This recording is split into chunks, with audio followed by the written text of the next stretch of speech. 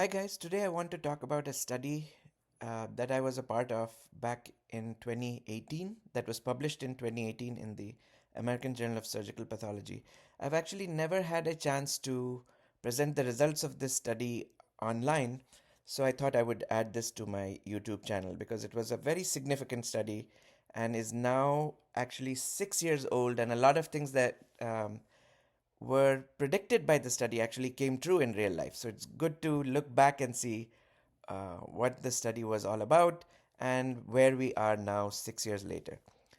So the title of my talk is Bye Microscope: Implications of a Large Multi-Center Whole Slide Imaging. That's what WSI means, whole slide imaging, versus microscopy study published in 2018. What were the implications for the future of surgical pathology? Now, I'll give you a conflict of interest disclosure here. For this study, I was a reader in the study, and I received a personal remuneration from Philips, which was the funder of the study, for participating as a reader in this study. One time, and I no longer have any relationship with Philips, and have not had for the past 6 years. No other relationship.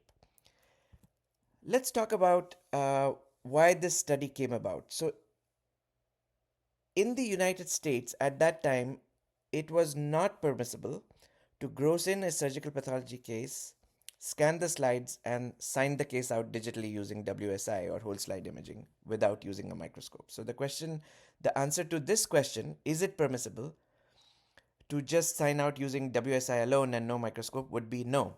There would be no way to do that at the time. There was a very nice review article in Histopathology authored by Griffin and Triner at the time, where they addressed this issue. What was holding digital pathology back to uh, prevent the use of digital pathology in clinical practice? And one significant barrier at that time was lack of regulatory approval, especially in the United States, because without FDA approval, digital slide scanners could not be marketed or described as a medical diagnostic device. So it was really a marketing issue rather than that it could not be at all be used. It's that there was a barrier to marketing these devices, which of course was a barrier to their adoption. So what happened subsequently was that the FDA, after our study, allowed marketing of the first whole slide imaging system for digital pathology ever. This was April 12th, 2017, and the FDA came out and said, we now permit marketing of the Philips IntelliSight pathology solution, which is the one that we used in our study. So that's the first time in the United States that ever happened. That's why it was such a big deal. So that's the study I'm going to describe to you today. This was published in the American Journal of Search Path 2018. And I first authored this study, so that I was very proud of my role in this, not just as a reader, but because I wrote the paper in collaboration with all of my co-authors, a large group of very, very stellar pathologists. The senior author on this paper was Dr. Clive Taylor, who guided me in writing this paper. It was called Whole Slide Imaging versus Microscopy for Primary Diagnosis in Surgical Pathology, a multi-center, blinded, randomized, non-inferiority study of 1,992 cases, the pivotal study. At that time, there was a guideline for validating whole slide imaging for diagnostic purposes in pathology. That paper had come out in the Archives of Pathology in 2013, was first authored by Dr. Pantanowitz. Also on the paper was Dr. Wally Hendricks from my institution, Cleveland Clinic.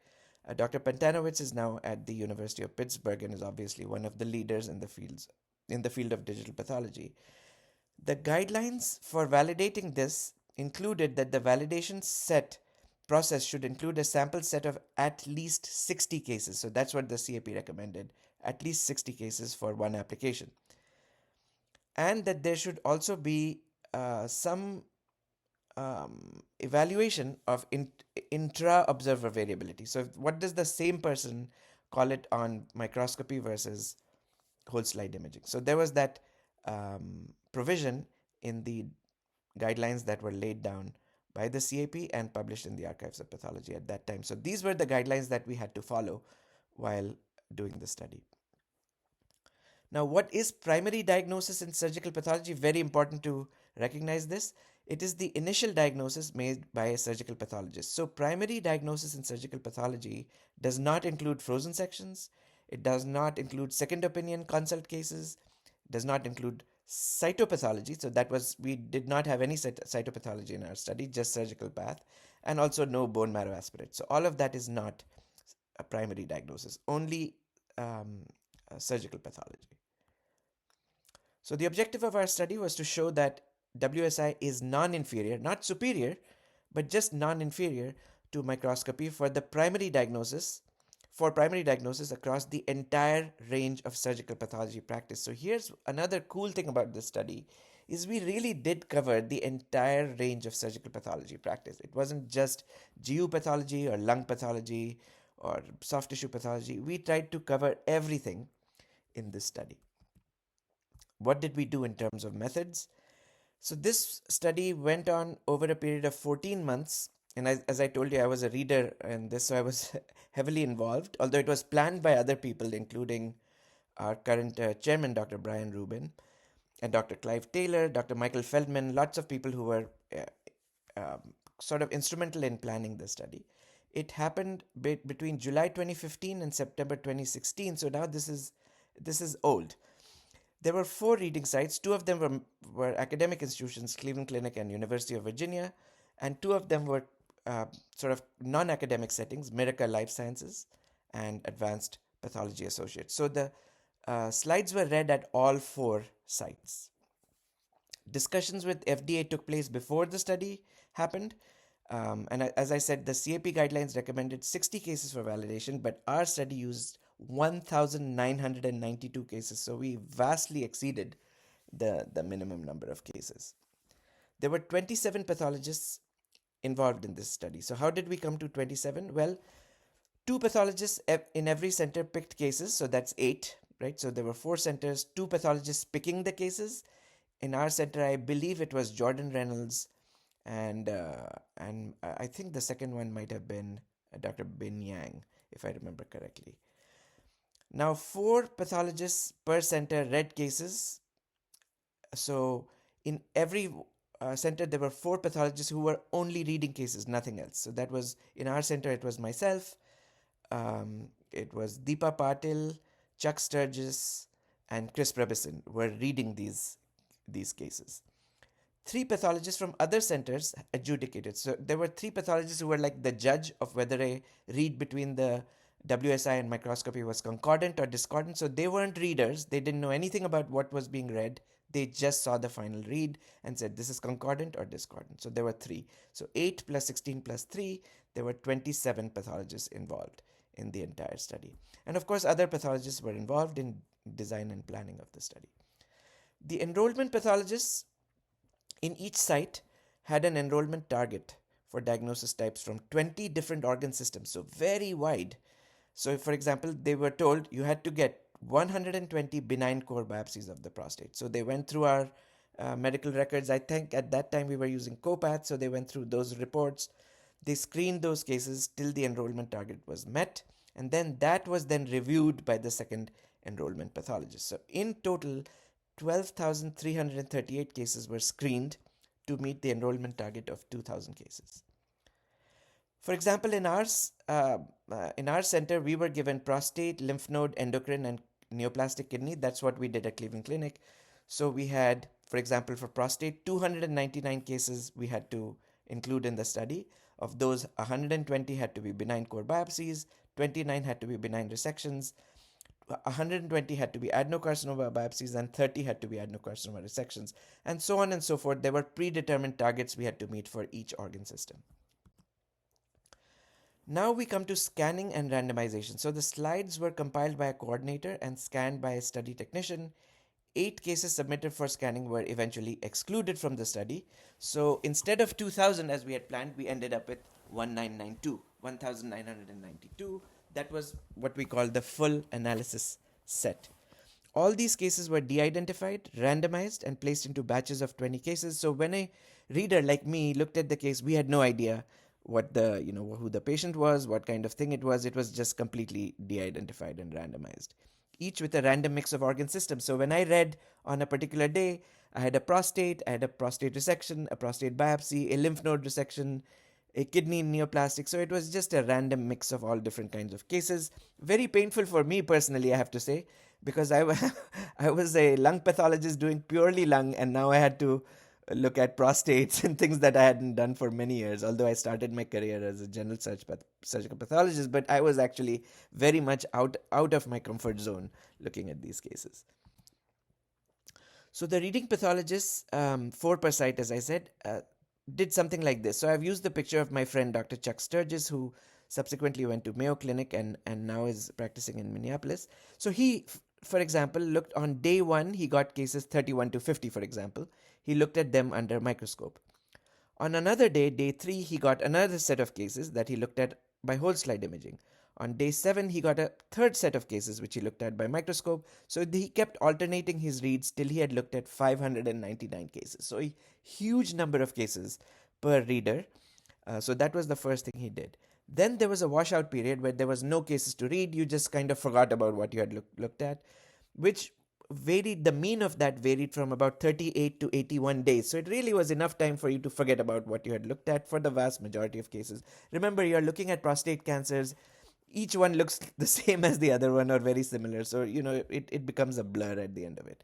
The minimum washout period was 27 days and the maximum washout period was 143 days. That's like more than 4 months.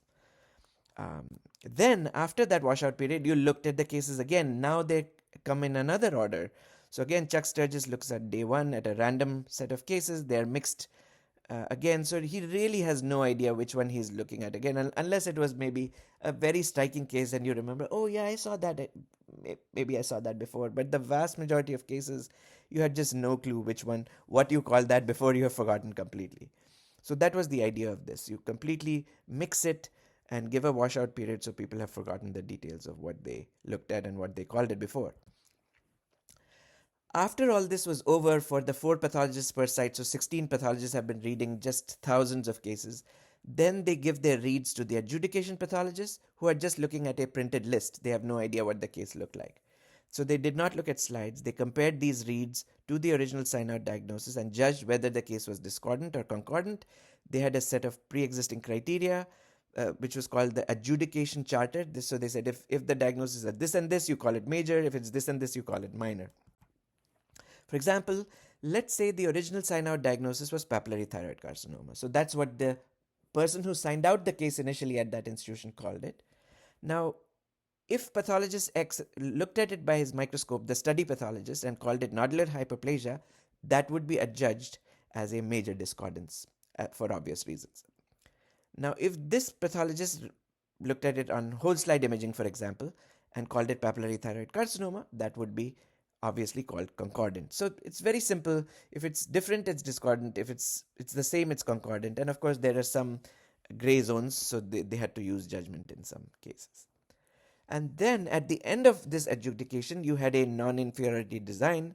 So in one arm of the study to the left, you looked at whole slide imaging reads versus the reference standard, which was the original diagnosis. And you said, what is the discordance between the whole slide imaging reads and the reference standard diagnosis? In the other arm, which is the right-hand side, you look at microscopy by the study pathologist versus the reference standard, and you see what was the discordance between study pathologist by microscope and original diagnosis by microscope, and you calculate that. So the difference between these two discordances had to be less than 4%. So this was our preset non-inferiority goal, is that the discordance must be less than 4%, otherwise it's not non-inferior. Otherwise, one or the other would be inferior. So remember that number 4% was our pre-specified non-inferiority goal. And what happened in our study? Let's go over results. So overall, as I said, we looked at 1,992 cases. Each got 8 reads because of the design I mentioned. So there were 15,936 reads per case. Minus 11 reads were excluded because no diagnosis was given. So we ended up with 15,925 reads in this entire study. So overall, there was a discordance between microscopy in the study and the original sign-out diagnosis. The discordance was 4.6%. That means 364 reads were discordant out of a total of 7,964 reads by microscope. There was also a discordance between WSI and original sign-out diagnosis, and that rate was 4.9%. So out of 7,961 original, reads, 393 were discordant. So the difference between the microscope discordance and the WSI discordance was 0.4%. That was the difference, which was less than the pre-specified non-inferiority threshold, which we had set of 4%. So we vastly were under the pre-specified non-inferiority threshold, and therefore um, uh, the WSI was deemed non-inferior to microscopy. We also looked at time taken to sign out. Actually, Ann Mills from University of Virginia and her colleagues at the University of Virginia did a separate study which was also published in the American Journal of Surgical Pathology that looked at this in great detail. I'd encourage you to read that paper. But in general, microscopy took about 78 seconds to sign out a case on average, and WSI took about 84 seconds on average. And the mean difference between WSI and microscopy was about 6 seconds per case. So WSI was slightly longer than microscopy by about 6 seconds a case. We also did a very detailed analysis by organ system to see which systems was WSI better or not better or worse. So it seemed like WSI was a bit better for liver and bile duct, salivary gland, perianal. Looking at these images over the screen seemed to give a slightly better result. Whereas WSI was worse than microscopy in endocrine, in neoplastic kidney, in GYN and urinary bladder, and we looked at why.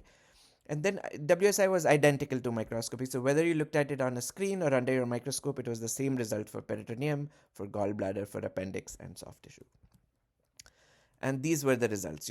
Some one organ system WSI was better, for another microscopy was better, and so on.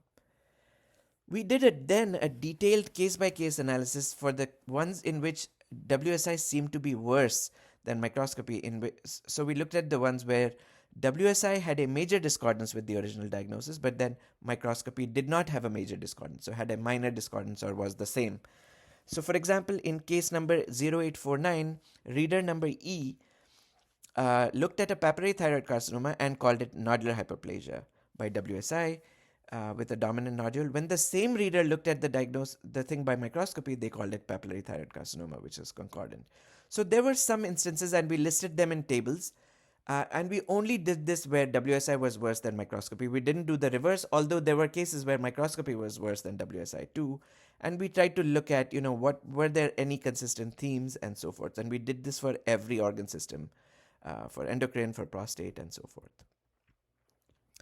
Of the case-by-case analysis, we eventually concluded that of the 1,992 cases, there were only 3 cases where 3 of the 4 pathologists, that is the majority, made an error by WSI but made a correct diagnosis by microscopy compared to the original diagnosis. So there was really almost no cases, only 3 cases where this consistently happened with a particular case. And actually there were no cases of nearly 2,000 cases, there were no cases where all 4 pathologists made a mistake by WSI but made a correct diagnosis by microscopy. So overall, really, there was no consistent theme of error by one mode of WSI, but no error by microscopy. Let's discuss the findings. What does this mean? Well, first of all, this study proved that WSI is non-inferior to microscopy for primary diagnosis in surgical pathology. It applied to the entire spectrum of surgical pathology cases because this was such a huge study and included such a wide spectrum of cases. It included both special stains. We did look at immunohistochemistry and formalin-fixed paraffin embedded tissue only. It did not apply to cytopathology. This was not included in our study. Wet heme, bone marrow aspirates, or frozen sections were not included.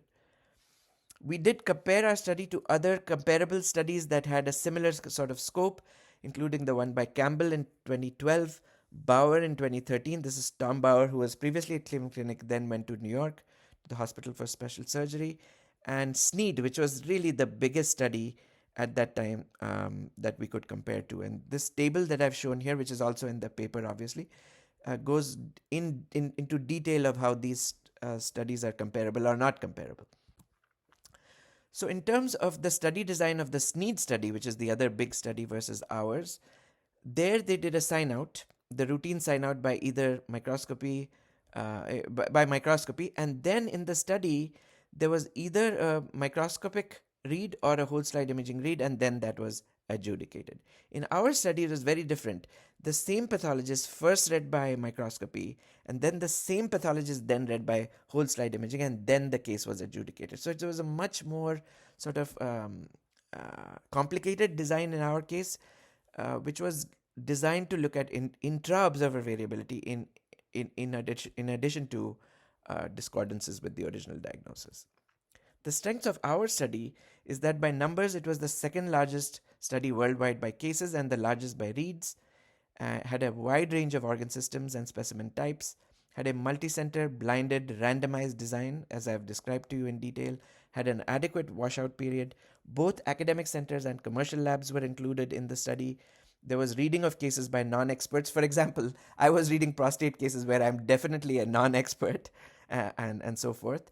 And there were measures taken to reduce memory bias. This study got a lot of buzz after it came out. It was listed, the Philips pathology site, the whole slide imaging reading system was listed in the one of the 12 most important health innovations of the year, adjacent to CRISPR edited embryos, which is really amazing. I mean, that is really cutting edge technology. But the whole slide imaging system that we used was listed in Popular Science as one of cutting edge technologies for the year. We discussed this online and it got a lot of attention, 4.7 million impressions when we first discussed this in an online pathology journal club, with a lot of people participating in the discussion. It was then discussed in the European Pathology Journal Club online, and also got 3.5 million impressions. So very, very wide interest for this sort of one-of-a-kind study. In terms of the paper itself, this is now very old data, but at the time had an altmetric score of 198, which was number 2 for the American Journal of Surgical Pathology at the time, and number 1 for articles of a similar age. So very, very high altmetric score, which shows the attention that it's getting online. In terms of where it got attention, it was really worldwide. You can see in the map there that, of course, the most attention was in the United States where it was published, but also in many, many other parts of the world it was being noticed. What did it mean for the future? So remember, I'm now describing this study in 2024, but at that time it was 2018, and at that time we said that there were fully digital pathology labs in the Netherlands, in Granada in Spain, in Bruges in Belgium, in Hall in Austria, and Innsbruck in Austria. So at that time there were already fully digital pathology labs, but now there are many more, and now many institutions have actually fully embraced digital pathology in a very big way. I know of Ohio State, Mayo, Memorial Sloan Kettering, many other big, Stanford, many other big institutions have embraced digital pathology in a very, very big way. So in those 6 years that have passed, there's a lot has happened in digital pathology. At that time, there was a tweet in November 2017, by Dr. Aneros Fernandez, where he said, "This is my current office. There is no microscope." So even that time, now 7 years ago, there were people who were pathologists who were using a completely digital system with no microscopy, and that, of course, that has increased now 7 years down the road. There are more and more people who are signing out from home who are using digital pathology for primary diagnosis in surgical pathology. So I think this study was very significant. Many other studies have happened subsequently. I myself took part in another study of a similar kind for Hamamatsu, which was also, I believe, successful. So, many other manufacturers have come up with similar results, and it's now widely accepted that whole slide imaging is very much similar to microscopy in terms of accuracy, and similar in terms of turnaround time. Problems remain and challenges remain, but I think the field has really moved forward in these years, and hopefully will continue to move forward incrementally in the years to come. Thank you for your attention. Bye-bye.